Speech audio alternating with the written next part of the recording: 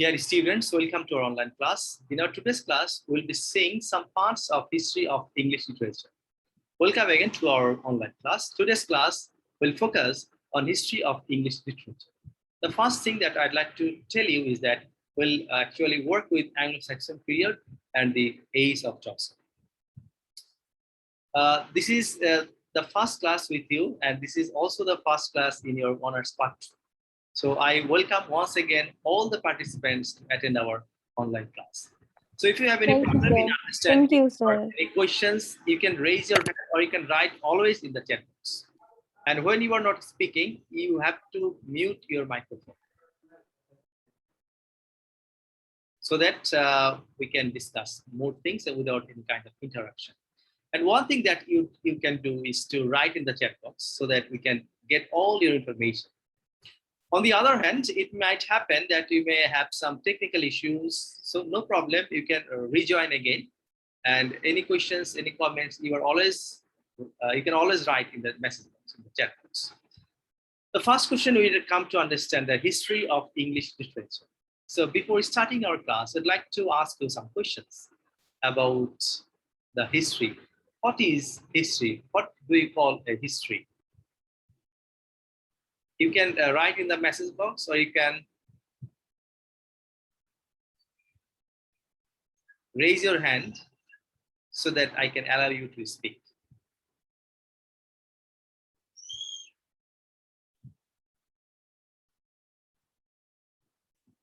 So you can unmute yourself and you can speak.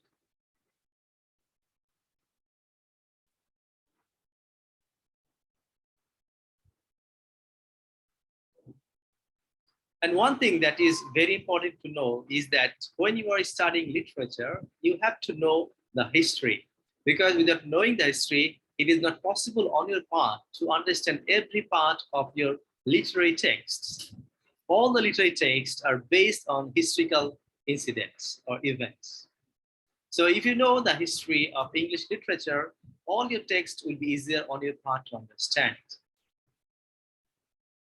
So can you please give us the definition of history, or what is the necessity of knowing the history of English literature? You can raise your hand.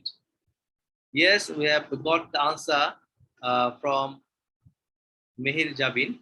So she has written, history is the whole series of past events connected with a particular person or thing. Yes, you're right. So any answers we would like to see from our participants. If you don't want to speak, you can always write in the message box so that I can get back to you.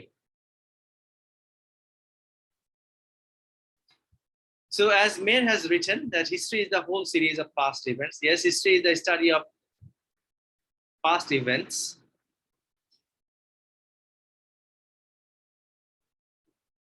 Particularly in human affairs. Here Jannatul Bushra has written. So thank you, Jannatul Bushra, for your writing. So we'd like to see that our students and our participants will write something and will speak in the class. And those who have attended the class later, I'd like to give you the attendance link so that those who are late can provide the attendance. But those who have given earlier, they don't need to do that. Yeah. Okay, we have got the information about the history. That is, history is the study of past events, particularly in human affairs. And the answer we have got, history is the whole series of past events connected with a particular person or thing. Thank you. I'd like to go to our next slide. And you know that you just see a picture over here, that is the YouTube link, actually, which tells us about the history, that is Anglo-Saxon period and the age of Chaucer. It is better to see some of these things. I'd like to show you. Just wait.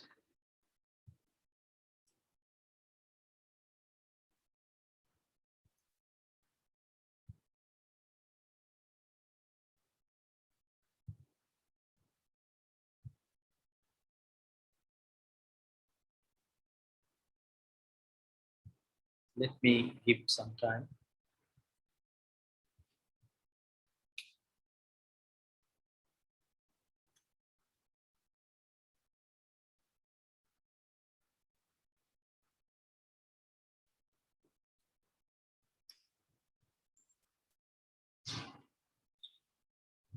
is being played.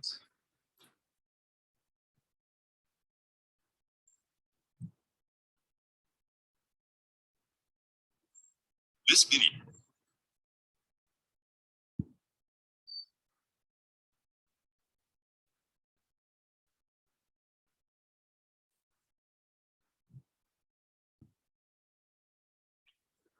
Okay, so the history starts with Anglo-Saxon period or the Old English period. And you know that actually our syllabus starts with Anglo-Saxon period. And we know that history of English literature is very closely related to the history of the English people. So history is actually connected with the English people. And you know that history of English literature, there are different phases of progress. So we also see different kinds of progress and different kinds of developments in the history. And the historical ages or the various times of ages have been identified by the historians. The first one has started, as you saw in the video, that started with the Old English period or the Anglo-Saxon period. And the Anglo-Saxons and Jews, they are the Germanic tribes. They came to England, Britain, and they actually stayed, and it started from 450 to 1006. And the next period, actually, the first thing that we need to do is to give you an overview of all the historical events so that it might be clear to you. And second starts with 1066 to 1500, that is the Middle English period. And later on, we see Anglo-Norman period. So the Middle English period, we see Anglo-Norman period.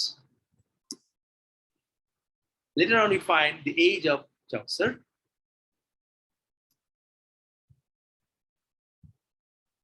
And later we see the Renaissance period. So you know the Renaissance in English history is very important. The revival of all these things. It starts with the 1500 to 1666, the Renaissance period. And the Elizabethan age, you know,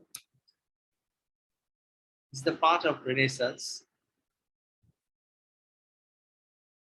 And later on, we find Jacobean age, Caroline age. So the first thing is that this all refers to the Elizabethan age. Commonwealth period. Later on, we find the neoclassical period, 1666 to 705.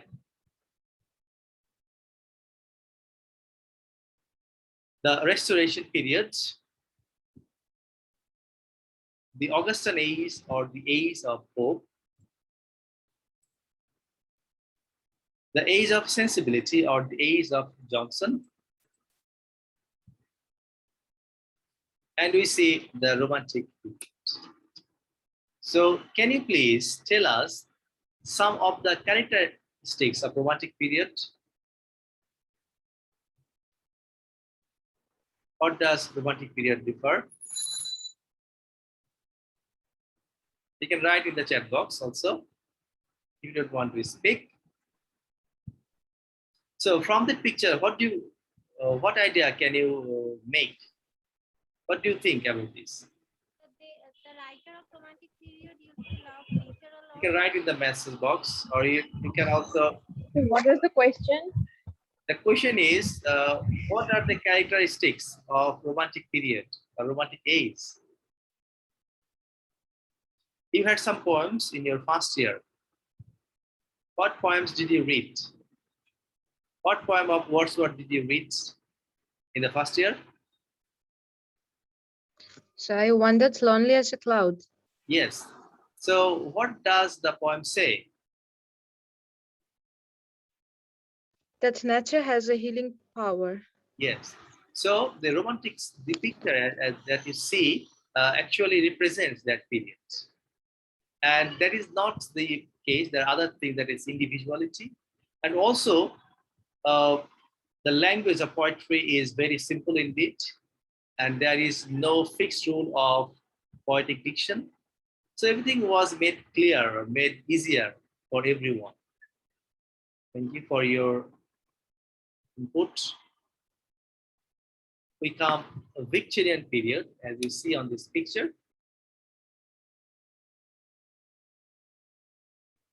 The Pre-Raphaelites, aestheticism and decadence. And it starts modern period, 1901 to 1939. The Edwardian period. So the main period is modern period. So we get some of these different parts of that time. The Georgian period, 1939, the postmodern period. So this is all about the historical incidents, historical age. So one thing that I'd like to tell you that to do well or to understand all the important aspects of history of English literature, the first thing that you need to know, you have to have a clear idea of all the ages. And at the same time, you have to know the main features of the age. Otherwise, you won't be able to understand the history. And on the other hand, I'll say that you'll have to read the history like a story. So if you read the history like history, you might think that everything will be easier on your part. So one thing that you need to do is to make clear that you have to have the clear idea of all the main elements of history. And at the other hand, you have to know how history has shaped or history has gone through different transformation. Clear? And one thing that is very important to know is that sometimes students complain that they don't understand history and they cannot write well in the exam script. The problem is that students read some of the parts or some of the questions from the books, but they don't have a clear idea of all the historical events, all the historical matters, all the basic things of the history. That's why they cannot write what they need. So this is very important for the students to know about the history in detail.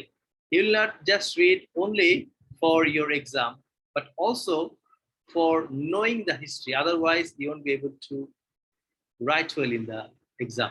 Because if you just read some of these fixed questions, you won't be able to answer all these things. So what you need to make a plan, and you need to know the different parts of the history, the characteristics of the history, and also the important figures or the writers of that period, and also their writings. Because if you just read in this way, I think some of the questions will be clear to you. And this is very important for us to know about the historical events. So I think that all of you will be able to do well in history if you just follow my advice. You just need to have a clear idea of the history, and at the same time, you have to know the main things of the historical period. And you have to know the literary features of the age. So when you know the literary features, it is clear to you and you'll be able to do well in the exam. Not only in the exam, but also you'll understand a lot. So I'd like to tell you something about the Old English period or the Anglo-Saxon period, as you see on the screen, is that this age started in the 5th century, where the Jutes, Angles, and Saxons came to England from Germany, defeated the English tribes. So you can understand that this age started from 450 to 1066. And we come to see the 3 Germanic tribes. They are Jutes, Angles, and Saxons. They came to England. They were actually Germanic tribes. They came to England by defeating the English tribes. And this period ended in 1066 with the Norman conquest. The historical events influenced the literature of this period. Christianity reached England and Christianization of the pagan English tribes began. So you know that there is a great change. Christianity, paganism was not there. In the 7th century, monasteries were established or written literature began earlier to this literature as oral. Alfred the Great reigned over England from 871 to 901, encouraged education and supervised the compilation of the Anglo-Saxon Chronicle. And you know that in this time, there are some important historical documents or the important writings. That is Beowulf, the earliest epic of English literature, was written at this time. The Wanderer, the Seafarer, the Husband's Message, the Wife's Lament are among the remarkable poems of the age. The Anglo-Saxon Chronicle written in this age is the earliest prose of English literature. So you have to have a clear idea of all these things. And one thing that is very important that some of these brief questions are set from this. So the Beowulf is the earliest epic of English literature. You have to know it. And some of other writings, that is Seafarer, Wanderer, they're all poems. You have to understand this. And you know that most of the writers of this age, except Cædmon, are unknown. The first sister, Christianity is traceable. Paganism dominates the literary spirit of the time. Yes, we can understand that paganism was there. Heroic deeds, love of sea adventure, interest, love of glory, and savagery are the main features of the literature of this time. So this is all about this Anglo-Saxon period. In our next class, we'll learn more about these historical events. What you can do is to read the important or literary features of this age at home, and also the main events of the history. I'll also provide you some of the information in your Messenger group or in your Facebook group.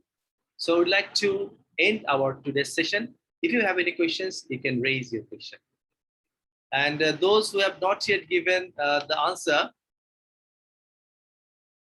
okay, there are some books, Polanyi Das's book, I think you can read those books, and any book you can read, that is a history of English literature, you can read. Okay, I'll also provide you some of the lists of books that you can read. So with this, we'd like to end our today's session. Those who have joined later, you can provide your, I'm just giving you the link of attendance so that you can provide your attendance here. Okay, I'd like to bring that attendance for you.